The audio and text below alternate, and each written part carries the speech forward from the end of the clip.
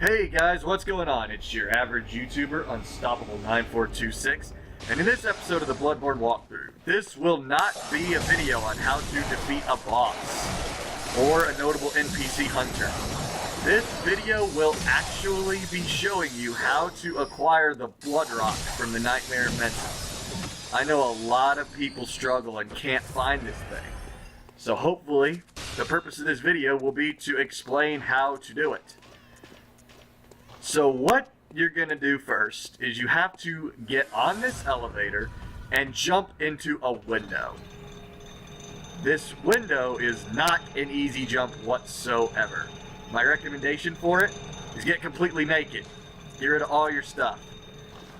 And yeah, that was the one time I made it. I think prior to that, I had died like 3 times trying this stupid method. But anyway, you can get your stuff back at that point. And the next part of this, I recommend a lot of frenzy-resistant material. And the reason is, well, actually, I'll explain it as I get there.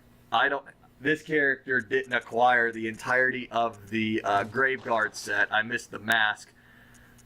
So what I'm doing at this point is just equipping my best frenzy-resistant gear.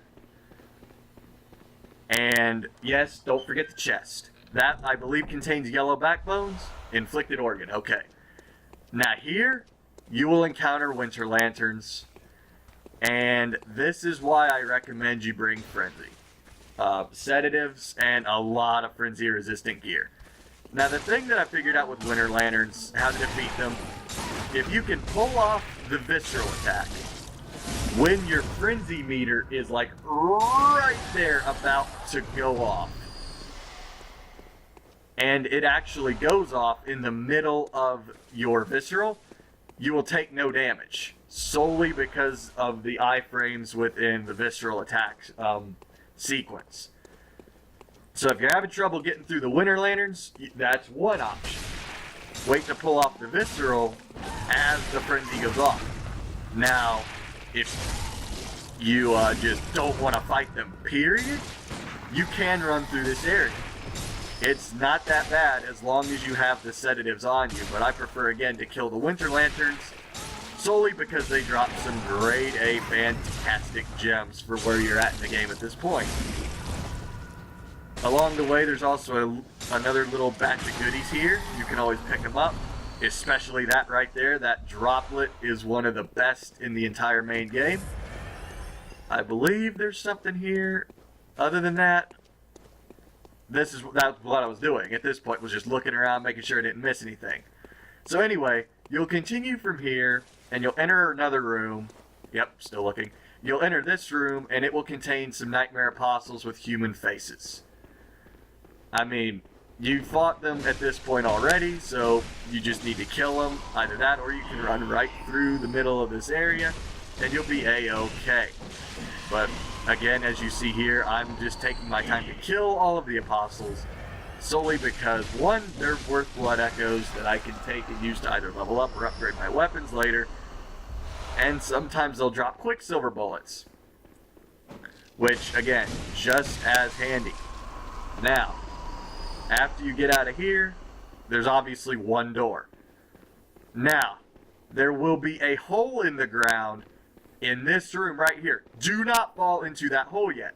Reach here and pull the lever to drop the brain of Mensis, thus ending the frenzy effect at the bottom, at the beginning of the area.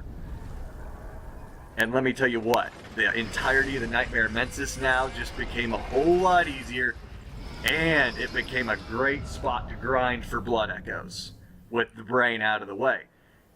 Now once the brain's out of the way, you'll turn around, and that hole I was talking about, now you want to fall into the hole. There will be some Nightmare Apostles right there, along with a very perilous walk to a winter lantern and a chest.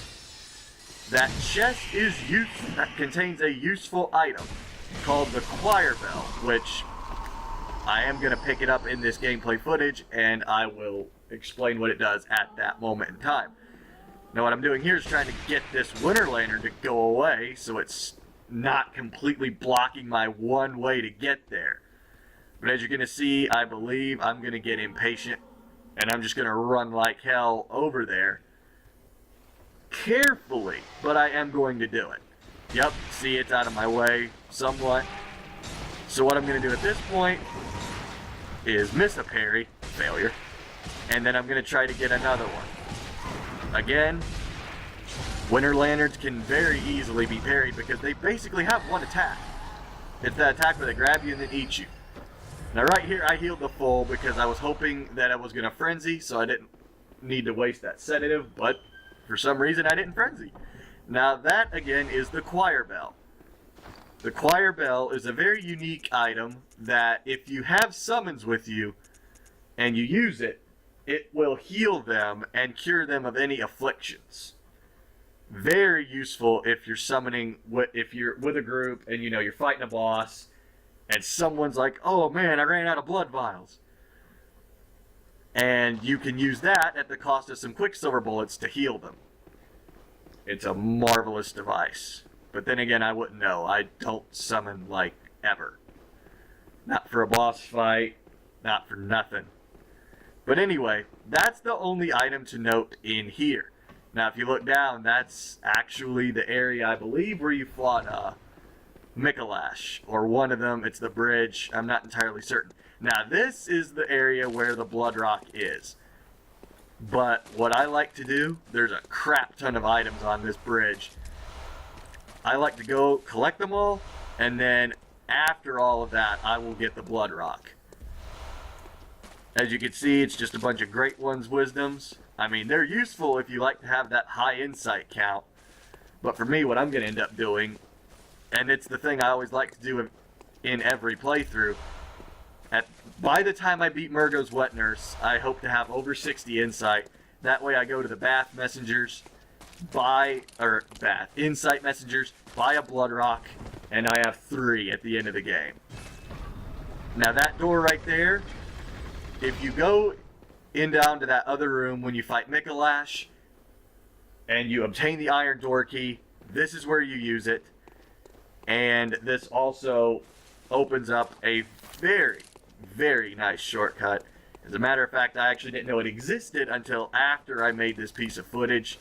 So I'll probably upload a shorter version of this video way later. Now down here, that's where you plunge the brain. Do not fall down there, that is death. And right there is the Blood Rock.